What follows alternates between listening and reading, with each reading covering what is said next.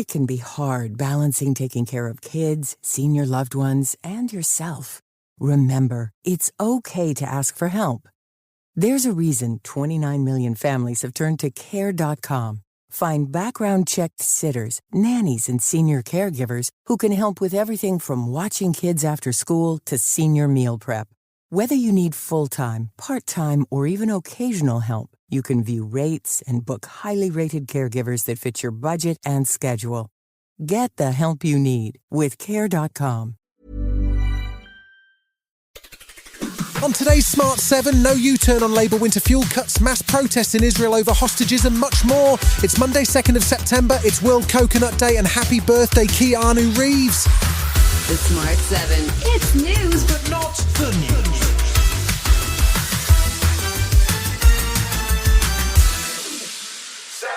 It's September, the summer holidays are over, and MPs are back in the House of Commons today. It's expected to be a sombre atmosphere following PM Sir Keir Starmer's bleak Rose Garden speech last Tuesday, where he made it clear there will be no U-turns on proposed government cuts. This includes Chancellor Rachel Reeves' plan to cut the £300 winter fuel payment for over 10 million pensioners, sparking widespread anger amidst the ongoing cost of living crisis.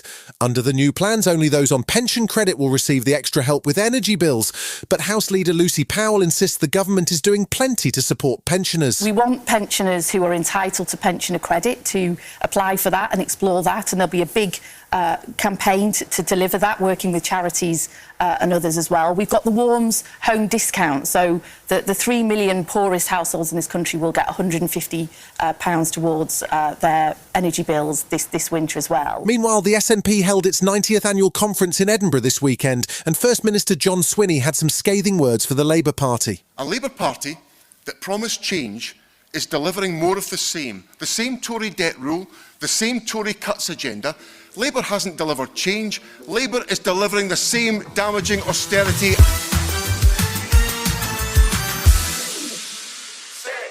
The Israeli military announced on Sunday that it had recovered the bodies of 6 hostages apparently killed by Hamas in Gaza. All 6 had been taken in the October 7th attack last year, and it's believed they were killed just before their bodies were discovered. It's led to widespread protests, with tens of thousands gathering in Tel Aviv and across Israel, accusing Prime Minister Netanyahu of being too slow to secure a hostage deal with Hamas. The powerful Histadrut Union also announced a general strike on Monday in support of the protests. The PM says he's devastated by the news of the deaths. This is a difficult day for us. The entire nation is heartbroken. Together with all citizens of Israel, I was outraged to the depths of my soul by the horrific, cold-blooded murder of 6 of our hostages.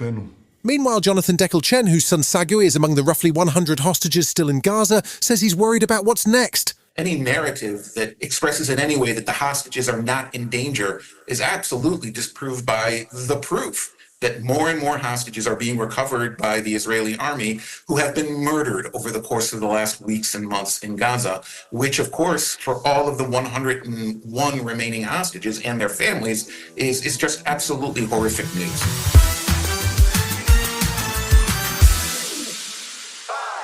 A Russian strike on Kharkiv on Sunday wounded at least 47 people and caused widespread damage across Ukraine's second-largest city, destroying a shopping centre, a post office and a sports complex. The attack came less than 2 days after a guided bomb hit a residential tower in the city, killing at least 6, including 1 child. Earlier on Sunday, Moscow claimed to have thwarted one of the largest Ukrainian drone attacks on its territory since the war began, saying it shot down more than 150 drones across 15 regions. Although both an oil refinery and thermal power station near Moscow appeared to be on fire, it capped off a dramatic weekend during which Ukrainian President Zelensky sacked Air Force Commander Mykola Oleshuk over a crash which killed the pilot and destroyed a donated F-16 fighter jet. Zelensky says the Russian attacks on civilians cannot continue. Each strike on Kharkiv and other cities and villages proves the correctness of our tactics, particularly in the Kursk. We must push the war back from where it was brought to Ukraine, and not just into Russia's border regions. The terrorist state must feel what war is. Next week, we'll see Kamala Harris and Donald Trump face off for the first time in the September 10th presidential debate, the same date Biden and Trump were meant to have their final showdown. Early voting also kicks off this week, with the first ballots arriving in North Carolina on Friday. The Harris-Walz campaign has been focusing on the southeastern states, with Democratic VP nominee Tim Walz visiting the potentially critical Sunbelt state last Thursday. Things are looking positive for the Democrats, with a Reuters and Ipsos poll last week showing Harris leading by 4 percentage points and an ABC poll on Sunday showing a gap of 6. Former White House Global Engagement Director Brett Bruen says she has a huge advantage as the quasi-incumbent. And so she can lean on a lot of both the record, the positions of the Biden-Harris administration, while, deviating and casting some differences on issues like Gaza, where she's saying, no, I take a different stand than the president. Still to come on today's Smart 7, Liverpool triumphant over Man United and Robbie Williams is monkeying around. Right after this. Hey Prime members, are you tired of ads interfering with your favorite podcasts? Good news! With Amazon Music, you have access to the largest catalog of ad-free top podcasts included with your Prime membership. To start listening, download the Amazon Music app for free or go to amazon.com/ad-free podcasts. That's amazon.com/ad-free podcasts to catch up on the latest episodes without the ads. Welcome back.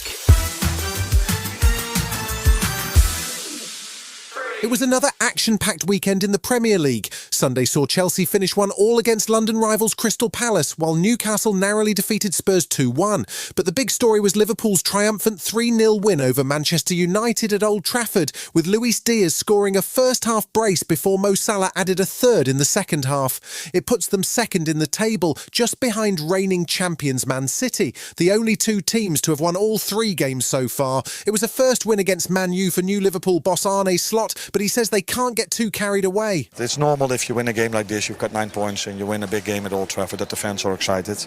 But for us, there's still a lot to prove.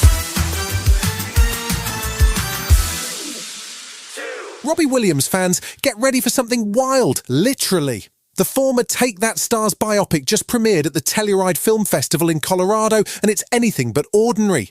Better Man stars Robbie, for some reason, as a CGI monkey in a world of humans and follows his journey from boy band fame to finding stardom as a soloist and all the struggles that came with it. It'll feature many of his iconic songs, but speaking at the film festival this weekend, Robbie was quick to assure viewers that it's definitely not a musical. It's actually not like a musical per se.